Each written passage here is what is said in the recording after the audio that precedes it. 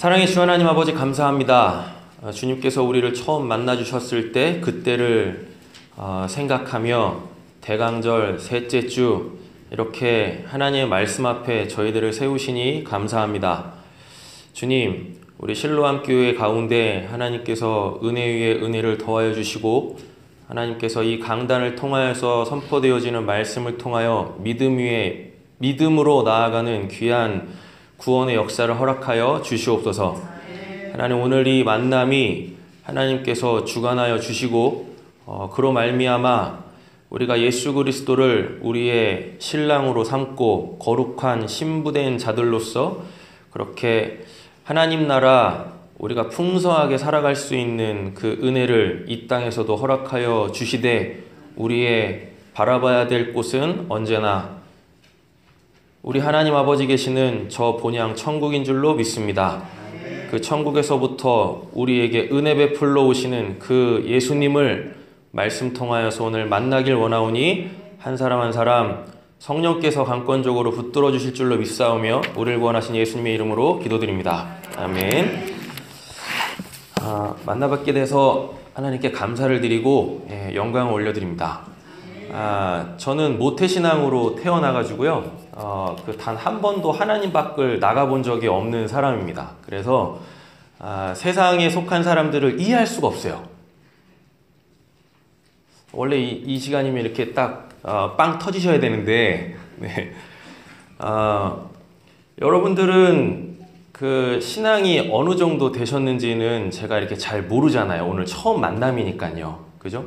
근데 이제 저희 교회에서는 저하고 같이 신앙생활 하시는 분들이 10년, 8년 정도 이렇게 되시거든요. 그리고 이제 갓 한 달 정도 되시는 이 분들도 이렇게 계십니다. 그러다 보니까 제가 서울에서 섬기는 저희 교회 성도님들은 신앙의 여정을 웬만큼 다 알고 있어요. 저희 교회 오셔가지고 하나님 만나신 분들도 계시고 그리고 저희 교회 오시기 전에 이미 하나님을 만나신 분들도 계십니다. 짧지 않은 시간 동안에 그분들과 함께 신앙생활 하면서 그분들에게 역사하시는 하나님은 어떠한 분이신가에 대한 고민들을 많이 했고 제 인생 전반에 걸쳐서 저를 하나님의 사람으로 세워가시는 그 하나님에 대하여서 이렇게 나누고 그리고 그 하나님의 살아계심을 직접적으로 함께 이렇게 공유하면서 신앙생활 해올 때 우리가 결코 놓치면 안 되는 부분들에 대하여서 항상 중점적으로 말씀을 전하고 있어요. 저희 교회에서는요. 여러분 한번 생각 한번 해보십시오. 여러분들 하나님 언제 만나셨습니까?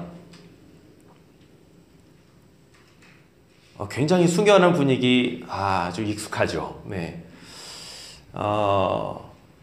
우리는 신앙생활 하면서 내가 하나님을 언제 만났지? 라는 고민들을 늘 해야 돼요. 제가 다시 한번 이렇게 여쭤보도록 하겠는데 그때 이렇게 마음으로라도 꼭 대답을 하셔야 됩니다. 아시죠? 여러분들 하나님 언제 만나셨습니까? 30년 되셨습니다. 할렐루야. 네, 이렇게 대답을 하시면 저희 교회에서는 저한테 굉장히 혼나세요. 네, 제가 지금 이렇게 원래 제 스타일대로 좀 설교를 못하고 있어가지고 조금 답답한 점이 없지 않아 있는데 30년 전에 하나님 만났어요 하면은 저희 교회에서는요 제가 얼굴색이 싹 바뀌면서 굉장히 막 화를 내거든요. 네. 다시 한번 여쭤보겠습니다. 여러분들 하나님 언제 만나셨습니까? 네. 할렐루야. 그렇죠. 이러면 또 분위기가 바뀌어요. 네. 여러분 우리 하나님을요 우리 혹시 권사님이세요? 예. 권사님의 그 인생에 지금으로부터 30년 전에 우리 권사님을 하나님께서 이렇게 만나 주셨지만 그때 만난 하나님이 권사님 오늘의 하나님이시죠? 예, 그러면 늘 이런 질문 앞에 섰을 때 내가 하나님을 언제 만났지? 라는 이 질문 앞에 섰을 때 우리는 뭐라고 해야 되냐면 예전에 영광스러웠던 그 시간 말고 30년 전, 20년 전, 10년 전, 1년 전 그때 만난 그 하나님 말고 오늘 지금 나와 함께 하시는 그 하나님을 이야기하셔야 됩니다. 네. 여러분들 하나님 언제 만나셨습니까? 지금 만나고 계세요. 어떻게 해요? 옆에 계신 분에게 인사하겠습니다. 당신의 모습 속에서 하나님이 보이십니다. 예, 제가 이제 오늘 이렇게 처음 만났으니까 제가 이렇게 좀 이렇게 설교 스타일이 저스럽지 않아가지고 제가 좀 불편함이 없지 않아 있거든요. 그래서 제가 저희 교회에서 하는 스타일대로 설교를 할 테니까 조금 양해를 좀 해주시고 설교를 들어주시면 감사하겠습니다. 됐죠? 다시 한번 옆에 계신 분에게 이렇게 인사하고 축복하도록 하겠습니다. 당신에게서 하나님의 모습이 보입니다.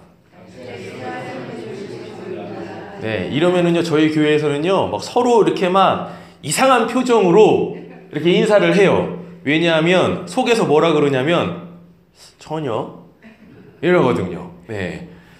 그럼에도 불구하고 우리의 모습 속에 그 하나님의 사랑이 여전히 떠나지 않고 함께 하시는 줄로 믿습니다. 네.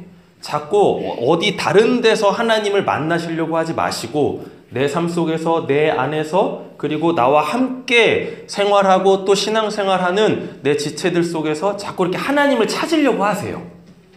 예.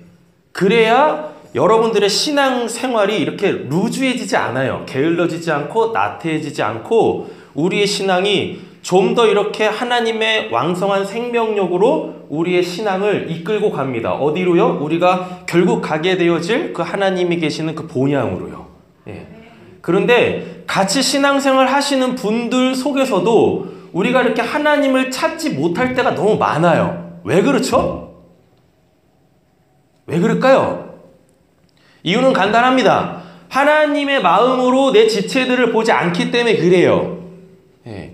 그리고 두 번째는 왜 내 지체들에게서 또는 내 가족들에게서 하나님을 찾지 못하냐면 하나님이 어떠한 분이신지 모르니까 못 찾는 거예요. 네. 여러분 제가 이제 만약에 영자신문을 본다고 하겠습니다. 영자신문을 이렇게 보는데 제가 토종 한국 사람이다 보니까 영어 공부는 나름대로 많이 하는데 영어 단어를 별로 몰라요. 네. 제가 아는 단어는 극히 적습니다. 일단 러브 알아요. 예, 다들 아시죠? 그 다음에 또 그레이스 알아요. 예, 제가 또 그레이스를 잘 몰랐는데 여기 계시는 그 류 전도사님의 이름이 영어 이름이 그레이스거든요. 예, 그래서 류 전도사님하고 이렇게 친분을 갖다 보니까 이 그레이스라는 단어를 제가 잊을 수가 없어요. 예, 그리고 생각나는 단어가 별로 없네요. 영자 신문을 보는데 다 영어 단어일 거 아니겠습니까? 맞죠? 근데 제가 영어 단어를 아는 게 2개밖에 없어요. 그러다 보니까 영자 신문을 봐도 거기에 있는 내용을 모르겠죠. 그러지 않겠어요, 여러분? 네. 여러분들이 하나님을 얼마만큼 알고 계시느냐에 따라서 나와 함께 신앙생활 하시는 분들 속에서 하나님을 굉장히 많이 찾을 수도 있고 못 찾을 수도 있습니다. 내 안에 하나님이 어떠한 분이신지를 정확하게 알고 있으면 내 지체들 모습 속에서 그 하나님이 자꾸 보이게 되어져요. 그럼 그 지체들을 어떻게 할 수밖에 없을까요? 내가 하나님을 사랑하듯 그 지체를 우리가 그 지체를 사랑할 수밖에 없게 되어지겠죠. 그 지체가 내가 원하는 그 어떠한 내가 원치 않는 그 어떠한 모습으로 산다 손 치더라도 자꾸 그에게서 누가 보이면, 하나님이 보이면 어찌 우리가 그를 사랑하지 않을 수 있겠냐고요. 내가 원치 않는 그 사람은 내가 사랑할 수 없겠죠. 때로는 원수같이 다가올 때도 있을 것입니다. 좀 이렇게 인사를 하더라도, 좀 대화를 하더라도 좀 부드럽게 이야기하고 친근감 있게 이야기했으면 좋겠는데 말할 때마다 틱틱 쏘고 그러면 듣는 나도 기분이 안 좋을 거 아니에요. 맞잖아요. 그런데 내가 원치 않는 그 모습이 자꾸 그 사람에게 보이는데 내 안에 계시는 성령이, 내 안에 계시는 하나님이 그에게서 자꾸 하나님의 모습을 보여주는 거예요. 그러면 내가 그 사람을 어찌 사랑하지 않을 수 있겠냐고요. 여러분 그렇게 생각하지 않으십니까? 우리는 우리의 삶 속에서 그렇게 하나님을 풍성하게 누려갈 수 있는데 안타깝게 내가 하나님에 대하여서 잘 알지 못하기 때문에 그리고 안다손 치더라도 그 하나님이 나의 삶과 내 신앙의 여정 속에서 이렇게 실체로 다가오지 않기 때문에 내 지체 속에서 하나님을 찾기란 쉽지 않은 거예요. 그리고 내 인생에서 일어나는 일들 속에서 하나님의 구원의 역사를 그렇게 잘 발견하지 못하는 겁니다. 그러다 보니까 그냥 교회만 다니게 되어지는 신앙을 10년, 20년, 30년, 어쩌면 평생 그렇게 해나갈 수도 있게 되어지죠. 여러분, 그러면 그게 오늘 본문에서 등장하는 38년 동안 그 베데스다라는 곳에서 내 병 좀 고쳐주세요라고 하지만 고침받지 못하여서 그렇게 오랜 시간 동안 외롭고 쓸쓸하게 힘들게 언제 내 병 고쳐지지? 언제 나는 나아지지? 라고 하는 이 베데스다 38년 된 병주와 똑같은 삶을, 신앙을 하게 되어진다라는 겁니다. 여러분, 이제 다음 주면은 성탄절이죠? 맞나요? 개인적으로 저희 교회에서는 성탄 예배 뭐 이런 거 안 드리거든요. 12월 25일은 빨간 날이잖아요. 아닌가요? 파란 날인가요? 12월 25일이 빨간 날이죠? 제가 이렇게 예전에는 한 5년 전까지만 해도 교회 모든 절기들을 다 지키면서 막 행사하고 막 이랬었거든요. 그런데 이제 한번 제가 이렇게 딱 쓰러진 적이 있어요. 건강이 확 안 좋아져가지고 쓰러진 이 다음 날부터는 신앙에 대해서 깊이 고민하게 됐고, 그리고 신앙을 하면서 이 땅을 내가 어떻게 살아야 되느냐에 대한 고민들을 굉장히 많이 했어요. 그때 하나님이 주셨던 은혜가 뭐냐면 빨간 날은 쉬어라. 빨간 날은 쉬어라. 그래가지고 12월 25일이 주일 개념에서의 빨간 날이면 예배를 드리는데 주중에 검은 날 때 12월 25일이 빨간 날이면 무조건 쉬기 시작했어요. 그때부터. 그랬더니 성도님들이 너무 좋아하는 거예요. 12월 25일은 가족과 함께, 친구들과 함께. 교회 분위기가 확 달라지더라고요. 오해 없이 들으세요. 아시죠? 저희 교회에서만 그러니까. 그래요. 예수님이 언제 이러면 이제 설교가 길어지는데, 제가 개인적으로 저희 교회에서는 설교를 짧게는 1시간 반 이렇게 드립니다. 이렇게 설교를 해요. 근데 지금 이렇게 설교를 하면은 굉장히 시험 드시겠죠. 재수없게 오늘 괜히 교회를 와가지고 뭔 말인지도 모르는 설교를 1시간 반 넘게 듣고 있으니 오늘은 하나님의 은혜가 안 됐어. 근데 하나님의 은혜가 되실 겁니다.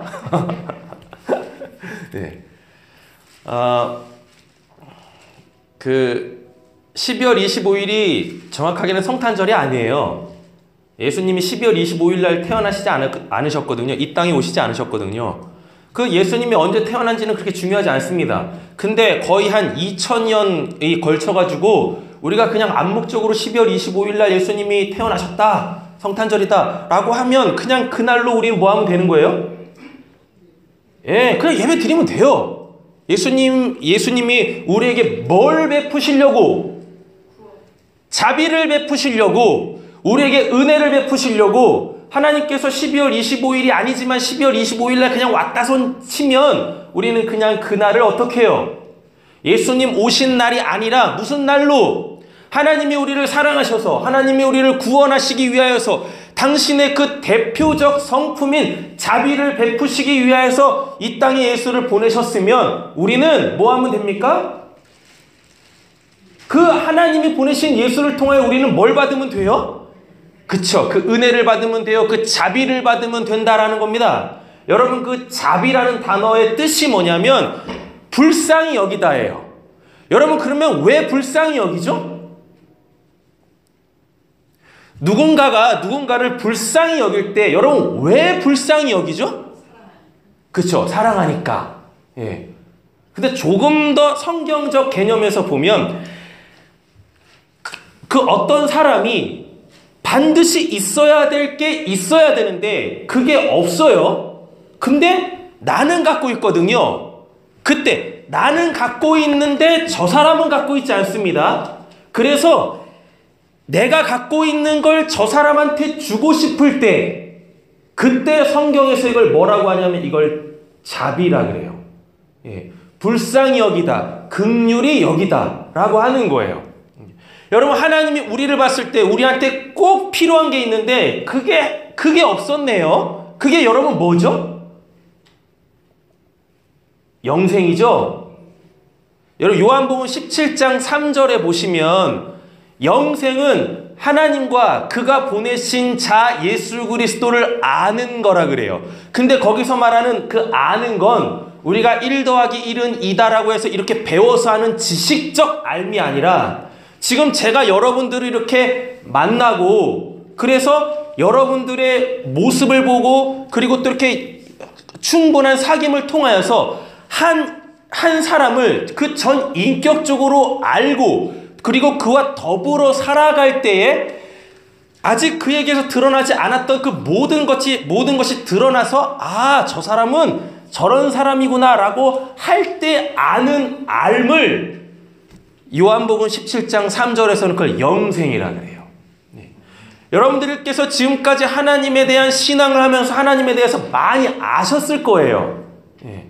그런데도 불구하고 아직도 우리는 그 하나님에 대하여서 더 많이 알아가야죠. 아니, 더 많이가 아니라 그 하나님에 대하여서 우리는 다 알아야 할 줄로 믿습니다. 그럴 때 우리에게 뭐가 정말 생동감 있게 역사하냐면 하나님의 살아계심이라는 그 영생이 여러분들의 삶을 붙잡고 이 땅에서든지 죽어서 가는 천국에서든지 여러분 그 영생이라는 그 하나님을 풍성하게 누리실 수 있게 되어진다라는 거예요. 여러분, 우리 잠깐 한번 생각 한번 해보시죠. 여러분들 그 신앙생활 하면서 얼만큼 하나님을 풍성하게 누리고 계십니까? 하나님의 살아계심이라는 것, 하나님께서 여러분들의 삶 속에 구체적으로 역사하시면서 어떠한 구원의 역사를 베풀고 계신가요? 네. 제가 그 군대 생활을 딱 할 때 어떤 아주 귀한 친구 한 명을 만났습니다. 그 친구는 군대에서 하나님을 만났어요. 굉장히 희귀한 스타일이죠. 네. 여러분, 군대에서 하나님 만나기 쉽지 않거든요. 군대를 안 갔다 오셨나? 네. 하여튼 군대에서 하나님 만나는 거 쉽지 않아요. 청년 때까지 그 신앙생활을 잘 하다가도 군대에 가게 되어지면 신앙을 다 뭐 엿바꿔먹고 막 이런다니까요. 건빵에 막 바꿔먹고 막 이래요. 예. 그런데 제가 이렇게 군대에서 만났던 한 친구는 희한하게 그 군대에서 하나님을 만났어요. 근데 얘가 이렇게 그 친구가 그 신앙생활을 하면서 그 군대에서 신앙생활을 하면서 어떤 은혜를 받기 시작하냐면, 여러분 그 일주일에 한 번씩 군대에서 건빵을 줍니다.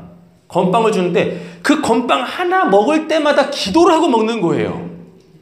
정말 이해가 안 되는 거예요. 제가 야, 너 얼만큼 그렇게 은혜를 받길래 그 건빵 하나하나 먹으면서 그렇게 기도를 하며 먹니? 라고 물어봤더니요, 뭐 이제 이 20대 초반에 대부분 군대를 가지 않습니까? 그런데 20년 동안 하나님 없이 살았던 내가 하나님 앞에 너무 죄송스럽더래요.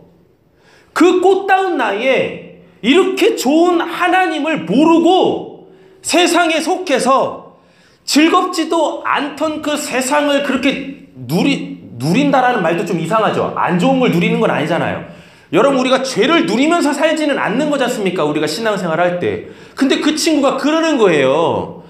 20년 동안 하나님 없이 살면서 그 죄가 뭔지도 모르고 그 죄가 주는 그 즐거움, 그 쾌락 속에서 살았던 것이 너무 죄송스럽다. 너무 죄송스럽다. 네. 정말 나에게 필요한 건 하나님의 그 생명, 하나님으로 사는 생명이었는데, 그 영생이었는데 이거 없이 살았던 삶이 너무 죄송스럽다. 네.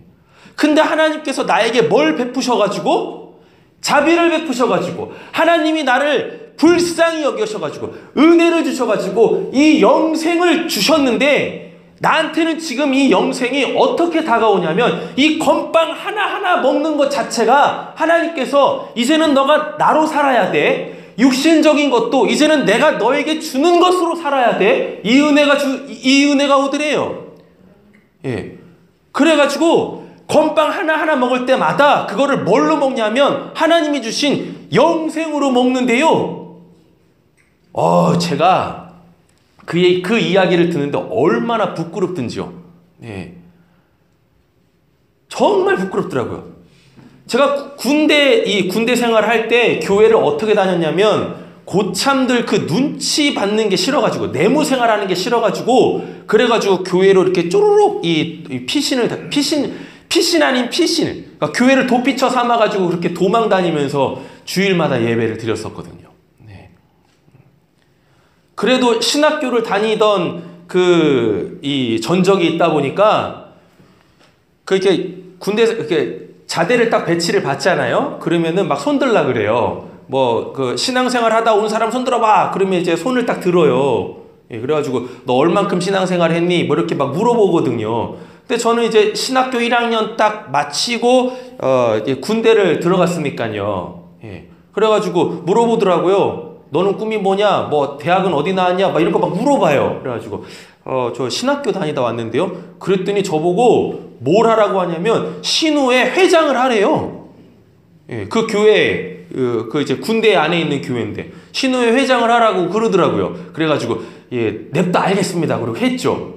네, 순수한 마음이 아니라 신우회 회장 하면은요 이렇게 내무 생활 좀 어느 정도 이렇게 빠지고서 그 교회에서 섬길 수 있는 그런 시간이 있거든요. 예, 그래가지고 그런 검은 속내로다가 군대 생활하기 싫어가지고 그래가지고 그렇게 군대에서 그렇게 신앙생활 했거든요. 근데 그 친구를 딱 만나고 나서 진짜 너무 부끄러운 거예요. 하나님한테.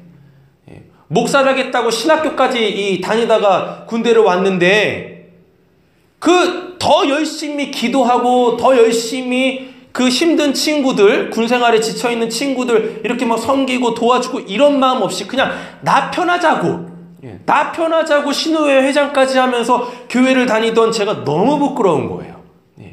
이런 제 모습이 오늘 본문 안에 등장하는 38년 된 병자와 뭐가 다르겠냐고요. 하나님 앞에서.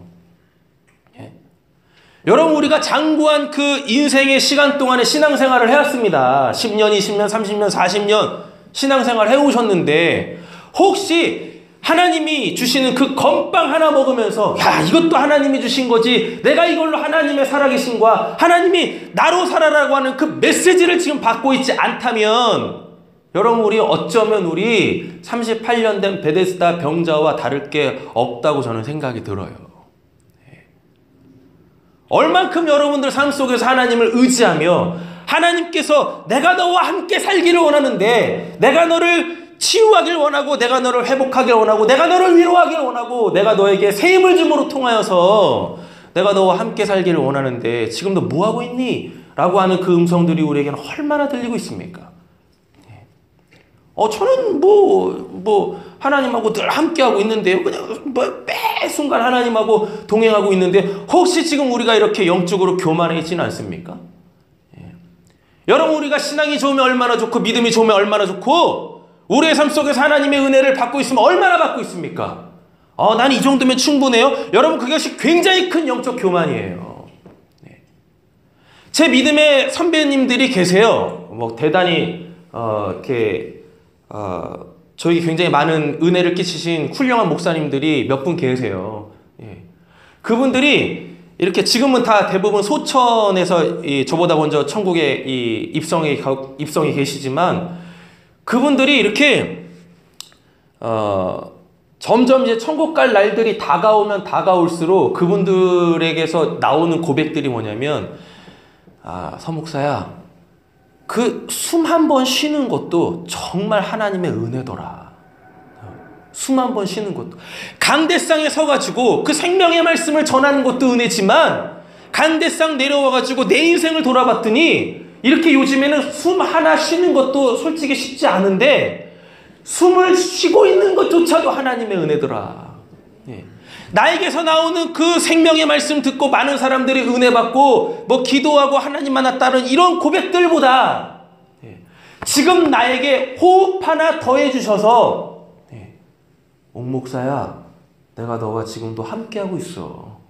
너 육신은 점점 쇠하여져서 이제 천국 올 날 별로 남지 않았지만 그 천국 올라올 날까지 내가 너에게 얼마나 많은 지금 은혜를 베풀고 있는지 너 그거 알고 와야 돼. 그 대단한 목사님들인데도 그 숨 하나 내쉬고 들이쉬는 거 이것조차도 하나님의 은혜로 받는데 이게 너무 크더래요. 어떤 목사님은요, 그분도 대단하신 목사님이신데 이게 밥 한 숟갈 뜨는 것도 쉽지 않은 거예요. 소화 기능이 거의 다 이제 다 쇠하여져 가지고 흰 밥 한 번 떠먹기가 쉽지 않은 거예요. 흰 밥 하나 떠가지고 씹혀지지도 않는 이 흰쌀을 씹고 목으로 넘기는데 너무 너무 아프더래요. 진짜 목이 타들어갈 정도로 아프더래요.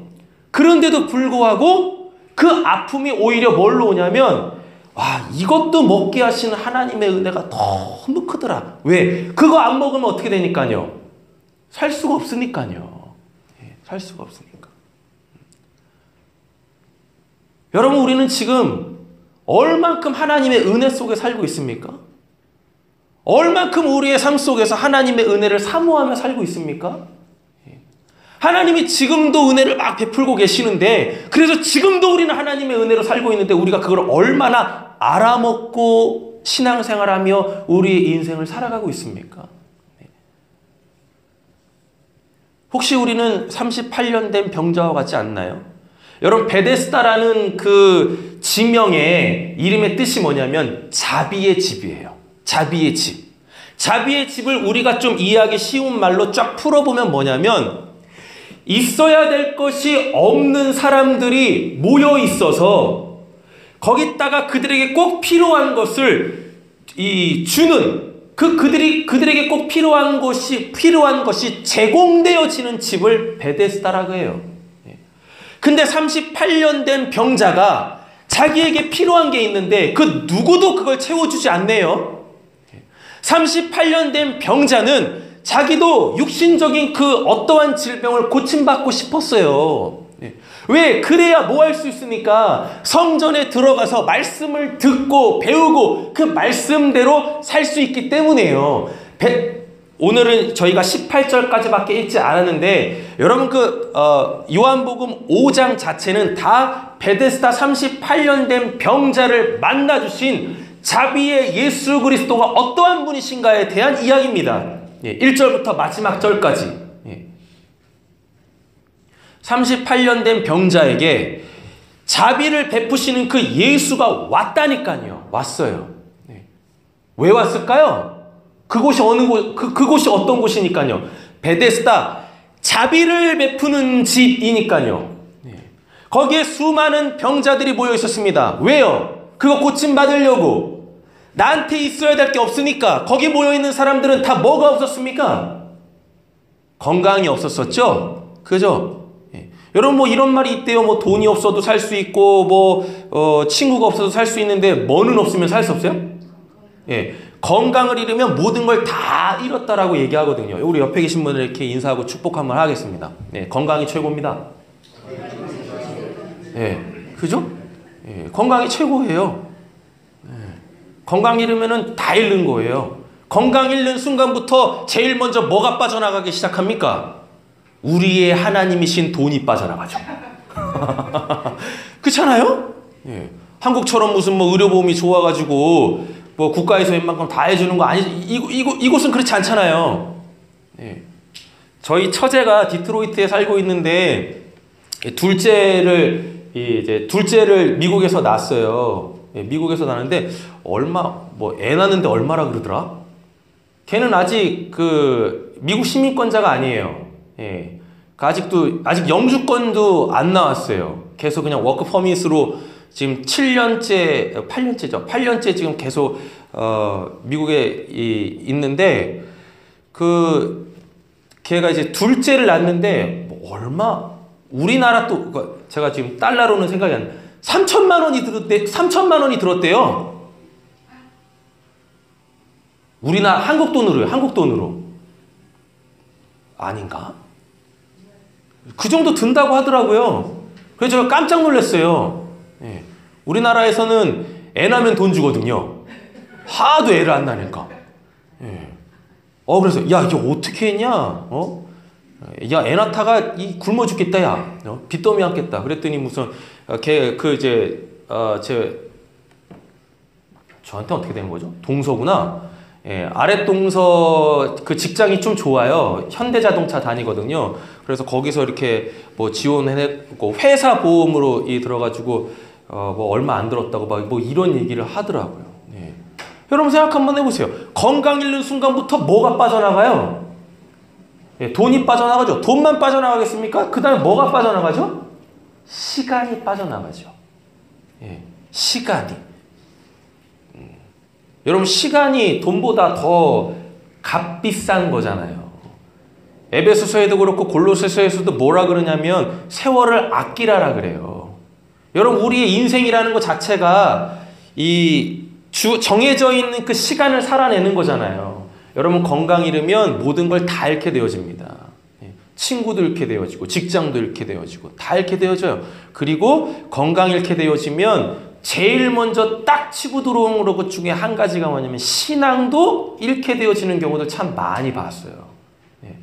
어떤 사람들은 건강을 잃게 되어지면 하나님 앞에 나와가지고 하나님 이 병 좀 고쳐주세요 막 이러면서 더 간구하는 모습들 보고 있는데 여러분 이런 경우들도 굉장히 많습니다. 하나님이 그 사람 건강한 사람의 건강을 딱 치셨어요. 그래가지고 이 하나님의 부르심으로 받고 이 사람이 하나님 앞에 나와가지고 병 좀 고쳐주세요 했는데 하나님께서 뭘 베푸셨냐면 자비를 베푸셔가지고 그 사람의 육신적 질병을 고쳐주셨습니다. 그런데 이 사람이 뭘 하냐면 관리를 안 했네. 관리를 안 했어요. 그래가지고 예전 삶으로 다시 돌아간 거야. 그래가지고 그 걸렸던 병이 또 걸린 거예요. 그래가지고 이분이 하나님 앞에 막 삿대질하면서 아니 그때 병 고쳐줬는데 왜 똑같은 병을 또 주냐고. 하나님이 병 고쳐줬으면 다시는 그 병 안 걸려야지 이 병을 왜 나한테 또 줬냐고 이러면서 막 하나님 삿대질하면서 신앙을 이렇게 등져버린 사례들도 있다니까요. 이상하지 않습니까? 그잖아요. 여러분 오늘 본문에 베데스다 38년 된 병자 본문을 잘 보시면은요 그는 어느 정도 거동할 수 있었던 사람입니다. 본문 다 보셨잖아요. 어느 정도 거동할 수 있었어요.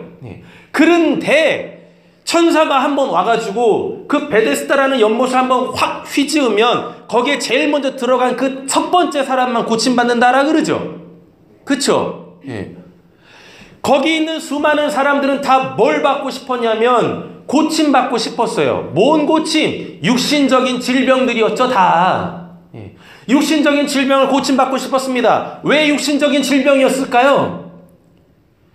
육신이 건강하지 못하니까 제대로 된 삶을 살지 못하는 거죠. 일도 하지 못하죠. 친구도 만나지 못하죠. 심지어는 뭐 먹지도 못하죠. 이러는 거예요. 삶이 아닌 거예요. 그러니까 눈앞에 있는 그 내 코가 석자라고 그거부터 막 고침받으려고 천사가 한번 와가지고 물 한번 휘저으면은 글리 막 뛰어들려가려고 했었어요. 이 베데스다 38년 된 병자도 유의주시하고 있다가 천사가 내려와서 이 물 한번 확 휘저으려면 거기에 쑥 빨리빨리 들어가려고 했었다라고 오늘 성경은 그렇게 기록을 해놓고 있는데 다른 사람들이 먼저 들어가서 고침받는 이 순서들이 벌써 38년째 됐다라고 이야기를 하고 있습니다. 그러면서 예수님을 만나요. 그 자비를 베푸시는 그 예수님을 만나게 되었습니다. 예수님이 그 한 사람 건지시려고 그 베데스다까지 오신다니까요. 그래가지고 예수님이 물어봐요. 그 사람에게 뭐라고요? 네가 낫고자 하느냐라고 얘기를 하고 있습니다. 거기서 낫고자 한다라는 것은 너가 지금 육신적인 문제 있지? 너 이거 고침받고 싶니? 라고 예수님께서 물어봅니다. 근데 이 사람이 희한한 얘기를 해요. 무슨 얘기를 하죠? 만약 여러분들 38년 동안 어떠한 육신적 문제가 있고 그거를 고침받으려고 계속 시도를 했어요. 도전을 했어요. 본문에 그렇게 되어 있습니다. 그러면은 누군가가 와가지고 당신 고침받고 싶습니까? 낫고 싶습니까? 라고 얘기했을 때 대번에 뭐부터 얘기할까요? 그쵸? 예, 제가 낫고 싶습니다 라고 이렇게 얘기를 해야 돼요. 근데 오늘 본문 한번 잘 보세요, 여러분. 뭐라 그러나? 이 사람 그렇게 얘기 안 합니다. 뭐라 그래요? 천사가 와가지고 물 한번 확 휘저을 때 그 어떠한 누구도 나를 도와서 나를 못에 넣어주는 사람이 없습니다라고 얘기를 해요. 여러분, 이게 어법에 맞아요? 이게 일반적 대화가 맞습니까?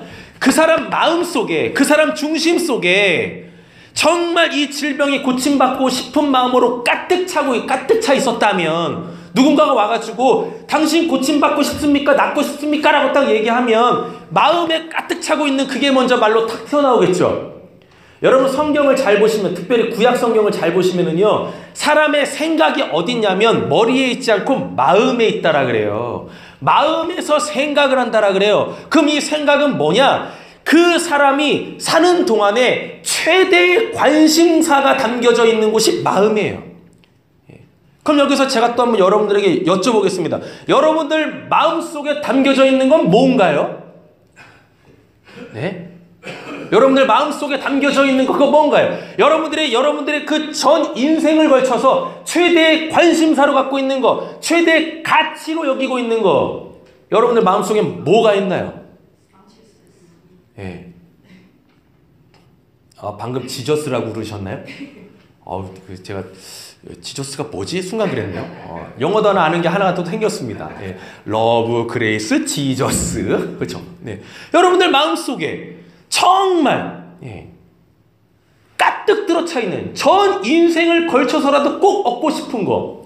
이 38년 된 병자는요, 38년 동안 뭐가 이 마음속에 가득 차 있었냐면 낫고 싶어요예요. 낫고 싶어요. 그러니까 베데스다까지 왔겠죠.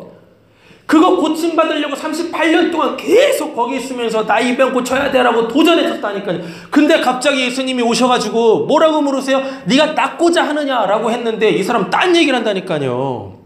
마음속에 진짜 낫고 싶었다라면 예, 제가 낫고 싶어요 라고 얘기해야 되는 게 맞는데 엄한 소리를 합니다. 뭐라고? 그 누구도 나를 도와서 나를 못에 던져주는 사람이 없습니다라고 얘기해요. 그러면은 초창기에는 어느 시점에서 바뀌었는지는 모르겠지만 이 사람 처음에 베데스다를 찾았을 때는 이 사람 마음속에 뭐가 있었겠어요? 낫고 싶다. 예. 육신적인 이 질병 고침받고 싶다. 세상적인 거, 육신적인 거, 이걸로 가득 차였어요. 근데 어느 순간 이게 바뀌었어요. 이 사람 중심에. 뭘로? 나에게 자비를 베풀어주는, 나를 불쌍히 여겨줘서 나에게 없는 거, 나한테 근데 꼭 필요한 거, 그거 제공해줄 그 단 한 사람, 그 사람 마음에 그걸로 바뀌었다니까요. 그 예수로 바뀌어 있는 거예요. 지금 이게 은혜입니다. 예.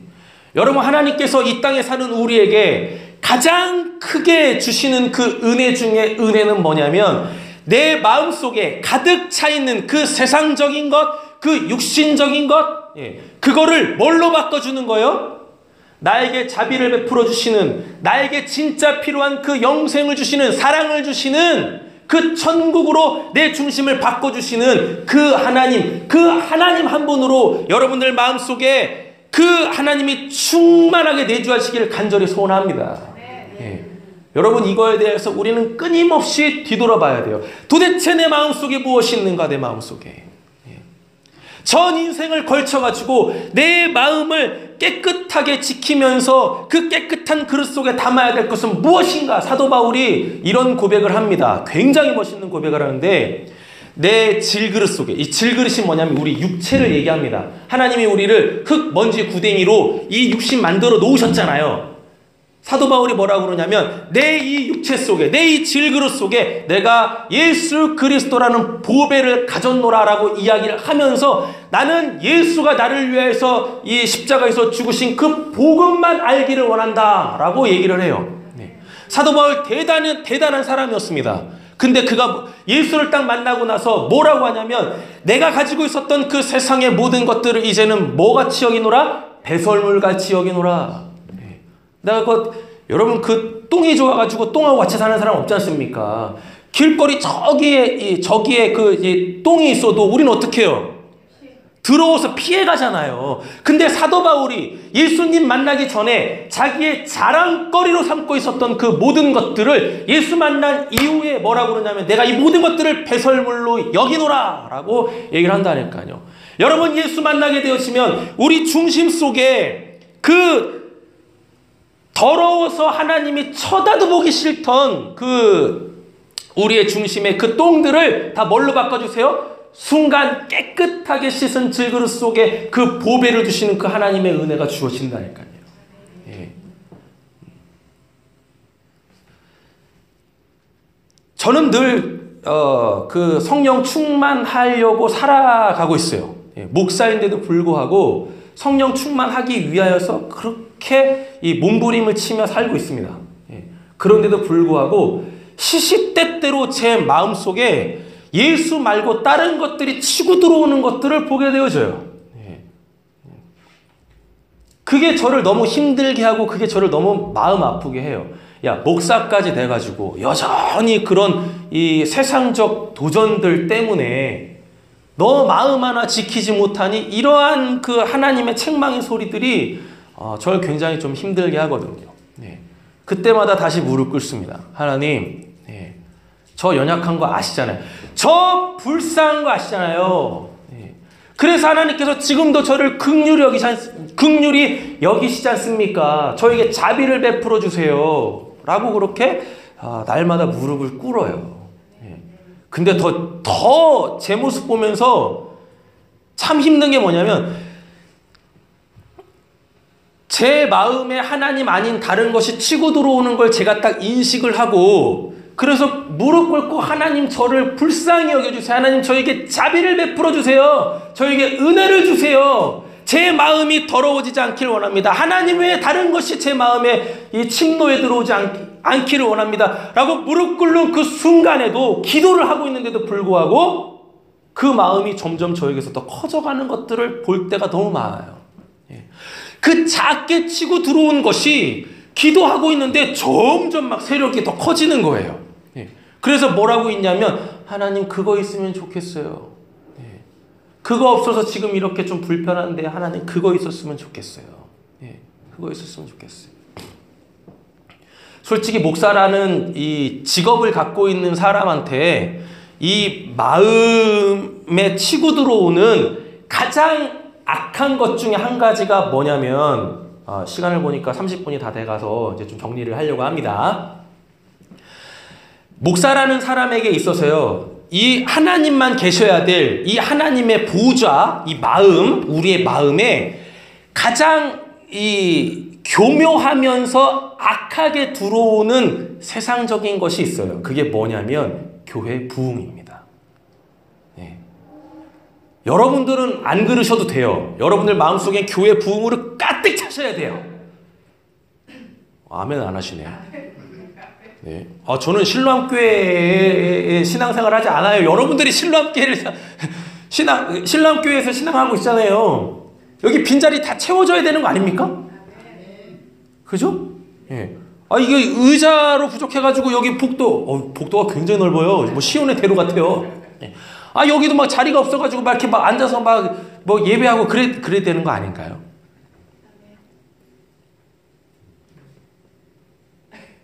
제가 잘못된 생각을 갖고 있는 건가? 그래요. 뭐 부흥 안 하셔도 되는데 저는 이렇게 모습을 보면은 신랑교회 부흥이 일어났으면 좋겠어요. 여기 빈자리들 다 채워지고 특별히 소위 말하는 이제 다음 세대들 있지 않습니까? 여러분들 우리 사랑하는 성도님들의 자녀들 그리고 손주들까지 다 나와가지고 다 같이 예배하고 이렇게 막 교회가 막 이렇게 하나님의 생명력으로 막 부쩍부쩍 되면 그 좋은 거 아닌가요?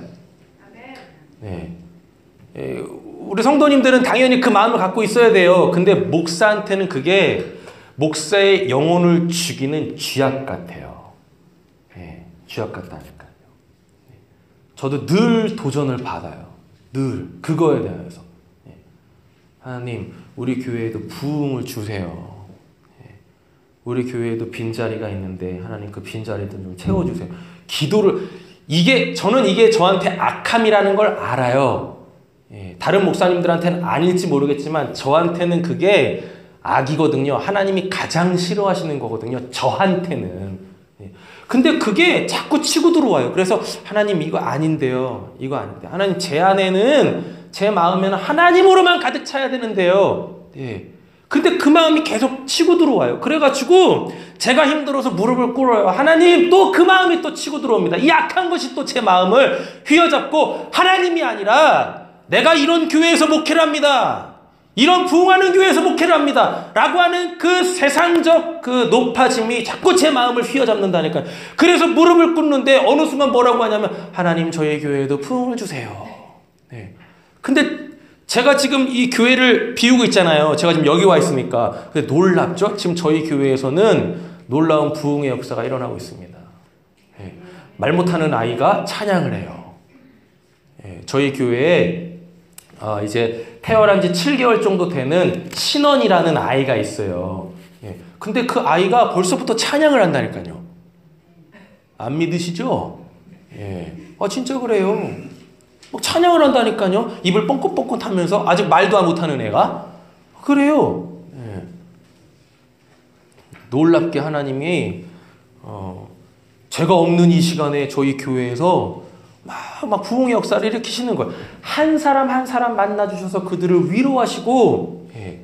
그 소위 말하는 사도 바울이 경험했던 그 3층 천을 올라가서 하나님을 대면하고 하나님의 그 위로를 받고 하나님의 메시지를 받고 오는 그 은혜가 지금 저희 교회에서 막 일어나고 있거든요. 예. 그 자리에 없어가지고 제가 좀 이렇게 배가 아픕니다. 예. 나 있을 때는 안 그러고 왜 나 없을 때만 맨날 그러는 거야, 하나님께서. 막 그러는 거예요. 예. 그런데 어느 순간 보면 그 하나님이 저에게 원하시는, 너 마음속에는 나만 있어야 돼. 나만 있어야 돼. 근데 그것이 여러 다양한 그 세상적인 가치로 우리의 마음을 막 치고 들어온다니까요. 예. 여러분, 베데스다 38년 된 병자, 처음에는 육신적인 것 같고 그 자비의 집 베데스다에 찾아갔어요. 근데 아무도 자기에게 자비를 베풀어주는 사람이 없었던 거예요. 그래서 이 마음이 바뀌었어요. 하나님의 은혜로. 세상적인 거 말고, 그 썩어 없어지는 거 말고, 언젠가 우리는 육신적으로 한번 죽을 텐데, 그 육신적으로 죽으면 천국 갈 때 아무것도 가지고 갈 수 없는 거, 그것들의 마음 뺏기지 말고, 천국에서도 나와 함께하는 나로 있어야지. 그 한 사람, 그 하나님, 그 하나님께서 자비를 베풀어주는 그 예수로 그 중심을 바꿔내시는 은혜가 오늘 요한복음 5장에 기록되어져 있다라는 것입니다. 예. 예. 프린트물 다 받으셨죠? 예. 이건 그냥 집에 가서 한 번씩 보세요. 예. 요약 정리를 굉장히 잘 해놓은 거거든요.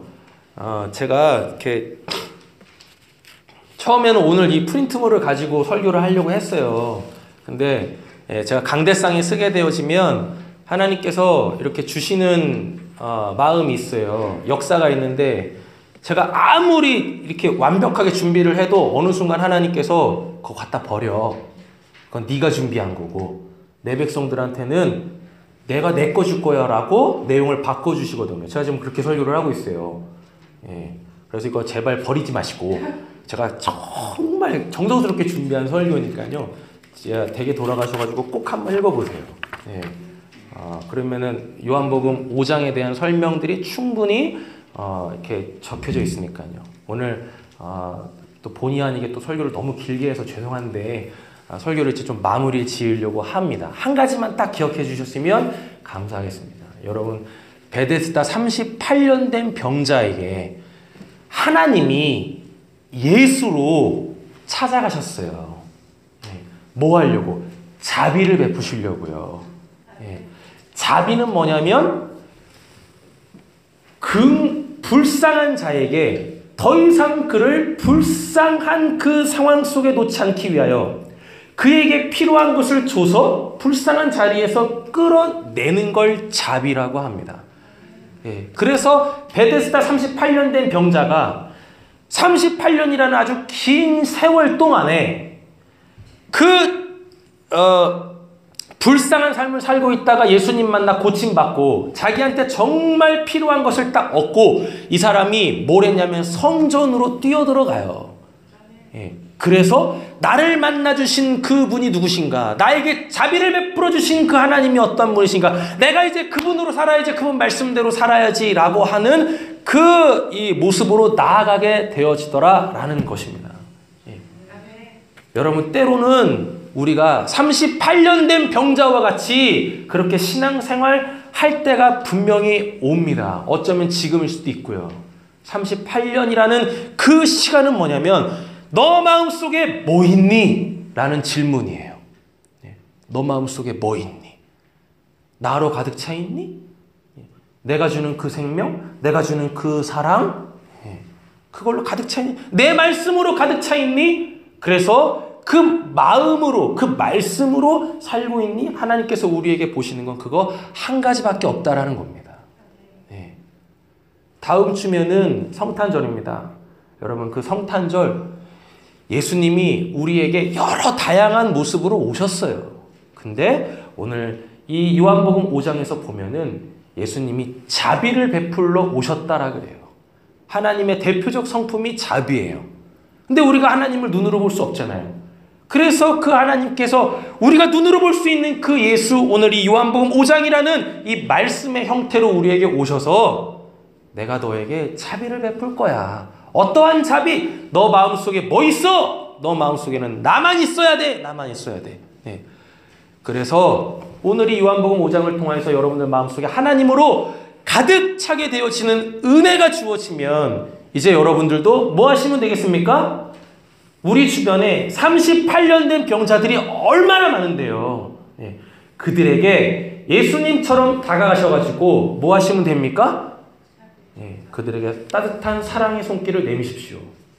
내가 고침을 받고 싶느냐? 라고 얘기했을 때 누구 하나 저를 도와주는 사람이 없었어요. 누구 하나 저를 봐주는 사람이 없었어요. 우리 신령교회 모든 성도님들께서 그 자비를 베풀어 오신 그 하나님, 예수, 그 말씀으로 여러분들 주변에, 아니 가까이 계시는 여러분들 가족들에게 먼저 사랑의 손길을 내밀어 주시기 원합니다. 여러분, 그들이 여러분들에게 원하는 거 뭐겠습니까? 따뜻한 말 한마디이지 않겠어요? 따뜻한 이 손 잡아줌이지 않겠습니까? 그래서 그의 마음속에 하나님의 사랑으로 여러분들이 찾아 들어가셔가지고 그 마음과 마음 속에서 역사하시는 그 하나님의 은혜가 충만한 신령교회 모든 성도님들 되시기를 예수님의 이름으로 축원합니다. 네, 기도하겠습니다. 하나님, 이스라엘 백성들이 가데스 바네아라는 곳에서 38년 동안 뺑돌이 했습니다. 열흘길이면 들어가고도 남는 그 가나안 행을 왜 하나님께서는 그 아무것도 없는 광야에서 38년을 돌게 하셨습니까? 그 이스라엘 백성들의 38년의 그 시간을 요한복음 5장에서 이 38년 된 병자를 통하여 우리에게 주시는 그 메시지는 너에게 진짜 필요한 게 뭐냐? 너 마음속에 너가 간절히 원하는 게 뭐냐? 그것 채워주는 사람이 있든 그것 채워줄 곳이 있든 하나님, 우리 신령교회 모든 성도님들에게 눈과 귀를 열어주시는 은혜 있게 하여 주시옵소서. 그래서 우리에게 정말 필요한 그 하나님의 사랑, 그 하나님의 그 은혜, 그 천국의 삶을 우리에게 허락해 주시는 은혜가 우리 서로 지체된 자들로 통하여서 풍성하게 주어지는 구원의 역사 있게 하여 주시옵소서. 사도 바울의 고백처럼 우리의 질그릇에 내가 예수라는 보배를 가졌노라 라는 그러한 멋있는 고백이 이 교회에 있기를 간절히 소원하며 우리를 원하신 예수님의 이름으로 기도드립니다. 아멘.